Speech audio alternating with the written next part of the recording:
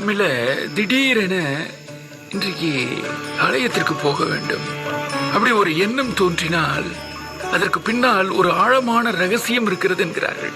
பொதுவாகவே மனம் சோர்ந்து போகிற பொழுது ஒரு ஆலயத்திற்கு போக வேண்டும் எண்ணம் வரும். எப்போதும் சீராக நம்முடைய வாழ்க்கை இருப்பது கிடையாது. சில நேரங்களில் பிரச்சனைகள், கவலைகள், ஏமாற்றங்கள், பயம் இவை எல்லாமே நம்மை சூழும். அந்த நேரங்களில் நம் மனம் குழம்பி நம் உடல் சோர்ந்து நம்முடைய சிந்தனை திசை தெரியாமல் தவிக்கும். அப்படிப்பட்ட சூழலில் நம்முடைய உள்ளம் ஒரு ஆறுதலை தேடத் தொடங்கும். அதற்கு ஒரு பாதுகாப்பான இடத்தை தேடும். அந்த பாதுகாப்பு உணர்வு கிடைக்கக்கூடிய இடம்தான் இறைவன் குடிகொண்டிருக்கக்கூடிய ஆலயம். ஒரு சிறிய குழந்தை ஏதாவது அந்த குழந்தைக்கு துன்பம் வந்தாலோ பயந்து போனால் அது உடனே என்ன செய்யும்? தன்னுடைய தாயை தேடி ஓடி வரும். தாயின் மடியை அடைந்த உடனே அந்த குழந்தையினுடைய அழுகை அப்படியே மெல்ல அடங்கிவிடும். பயம் இருந்தால் போய்விடும், மனம் அமைதியாகிவிடும்.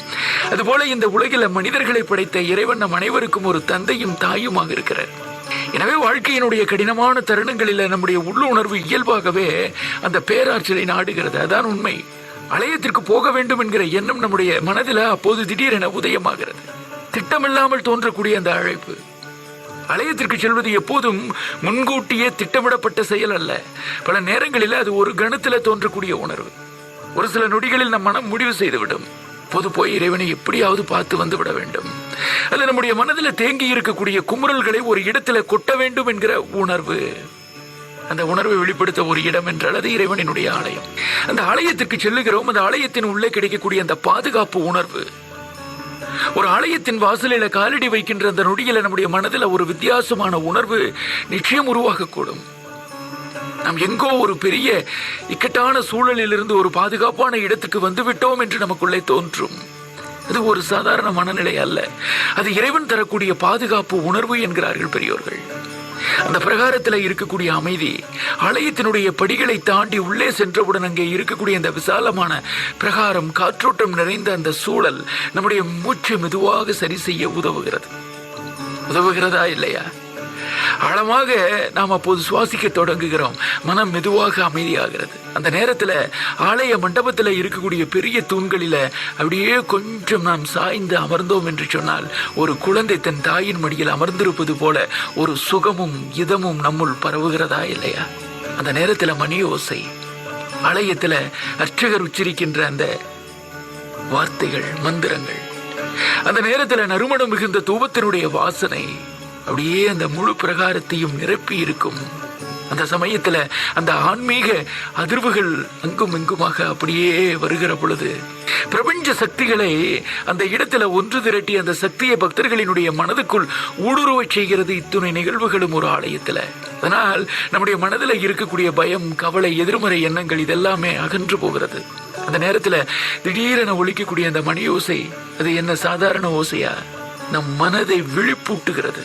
அதிருகின்ற அந்த மணி ஒளி நம் மனதை விழிப்பூட்டுகிறது. அது ஏதோ சொல்வது போலவே இருக்கும். உன் பக்தி போதுமானது, இப்போது எழுந்து நிம்மதியாக வாழ்க்கையை தொடரு, உன்னை காக்கக்கூடிய சக்தி இருக்கிறது. எல்லா விஷயங்களையும் எல்லா நேரங்களிலும் எல்லோரிடமும் போய் நாம் பகிர்ந்து கொள்ள முடியாது. ஏதோ எனக்குள் அழுத்துகிறது, அதை நான் போய் வெளியிட வேண்டும். நான் எங்கே போய் சொல்ல? அப்படி நாம் சொல்லுகிற பொழுது அதை கேட்டு அதிலிருந்து எனக்கு இன்னொரு பிரச்சனை வந்துவிடக்கூடாது. தாயே, உன்னை நான் தேடி வந்திருக்கிறேன். இறைவா, உன்னை நான் நாடி வந்திருக்கிறேன். போய் அமர்ந்து அந்த சூழலை அனுபவிக்கிற பொழுது வலி இருந்தால் நிச்சயம் இங்கு கிடைக்கக்கூடிய ஒளியும் ஒலியும் தீர்க்கிறதா இல்லையா? அதனால்தான் ஆலயம். நாம் நினைக்கலாம் அறிந்தவர்களுக்கு எதுவும் கிடையாது, எல்லாம் உணர்ந்தவர்களுக்கு அது வேறு விஷயம். ஆனால் அந்த அறிவதற்கும் உணர்வதற்கும் ஆலயம் அது தேவை. கோயில்கள் கட்டப்படக்கூடிய இடங்கள் சாதாரண இடங்கள் அல்ல. அவை ஆன்மீக அதிர்வுகள் அதிகமாக இருக்கக்கூடிய மைய புள்ளிகள். அப்படியான ஒரு இடத்தை தேர்ந்தெடுத்து தான் ஆலயத்தையே கட்டினார்கள். எந்த இடத்தில் காந்த சக்தி அதிகமாக இருக்கிறதோ அந்த இடத்துல நாம் வழிபாட்டுக்குரியவர்களாக போய் அமர்ந்திருக்கிறோம். அதனால்தான் நம் மனம் துன்பத்தில் இருக்கக்கூடிய நேரங்களில் அந்த இடத்தை நோக்கி இயல்பாகவே ஈர்க்கப்படுகிறது என்கிறார்கள். இது பிரபஞ்ச சக்தியோடு நாம் மீண்டும் இணைவதற்கான ஒரு அழைப்பாகவே பார்க்கப்படுகிறது என்கிறார்கள். இன்னும் சொல்ல போனால் இறைவன் தருகிற மறைமுக அழைப்பு. உனக்குள் ஏதோ ஒன்று செய்து கொண்டிருக்கிறது, அதை நீ அப்படியே அனுபவித்தால் ஏதாவது தீயது வந்து விடலாம் அல்லது உடலுக்கு பாதிப்பு வந்து விடலாம். நீ வா, என்னிடம் வா. மறைமுக அழைப்பு என்கிறார்கள். கடுமையான பிரச்சனைகளோடு போராடி கொண்டிருக்கக்கூடிய நேரங்களில திடீரென ஆலயத்திற்கு போக வேண்டும் என்கிற எண்ணம் வந்தால் அது பல நேரங்களில் இறைவன் தரக்கூடிய ஒரு மறைமுக அழைப்பே என்று பார்க்கப்படுகிறது என்கிறார்கள் கற்றறிந்தவர்கள். அந்த அழைப்பை ஏற்று கொஞ்ச நேரம் கோயிலில் போய் அமைதியாக அமர்ந்தால் மனம் தானாக சுத்திகரிக்கப்படுகிறது என்கிறார்கள். நச்சு எண்ணங்கள் அகன்று நேர்மறை சிந்தனைகள் பிறக்கிறது என்கிறார்கள். அந்த நேரத்தில் கொஞ்சம் நாம் நம்மை ஆழமாக யோசித்து பார்த்தால் ஒரு உண்மை புரியும். இந்த உலகில் நாம் தனியாக இல்லை, நம்மை வழிநடத்த ஒரு பெரிய சக்தி இருக்கிறது என்று புரிய வரக்கூடும். கோயிலுக்கு போக வேண்டும் என்கின்ற எண்ணம் தோன்றினால் அதை புறக்கணிக்க வேண்டாம் என்கிறார்கள் பெரியோர்கள். அது நம் மனம் அமைதியையும் பாதுகாப்பையும் தேடுகிறது என்கிற ஒரு அறிகுறி. அந்த அழைப்பை ஏற்று கொஞ்ச நேரம் போய் ஆலயத்தில் செலவிட்டோம் என்று சொன்னால் மன அழுத்தம் குறையும், மன அமைதி கிடைக்கும், ஞானம் உருவாகும், வாழ்க்கையை தெளிவாக பார்க்க முடியும். ஏன் சில நேரங்களில் அது நம்மை ஆபத்திலிருந்து காப்பாற்ற இறைவன் தரக்கூடிய அழைப்பாக கூட இருக்கலாம் என்பதால் ஆலயம் செல்வதற்கு எண்ணம் திடீரென வர வேண்டிய அவசியமில்லை. நாள்தோறும் செல்ல வேண்டும், நாள்தோறும் வழிபாடு செய்ய வேண்டும் என்பது வேறு விஷயம். ஆனால் அதையும் மீறி ஆலயம் போக வேண்டும் என்று எனக்கு தோன்றுகிறதே என்று தோன்றினால் அவசியம் செல்வோம், அமைதியையும் ஆனந்தத்தையும் சந்திக்க.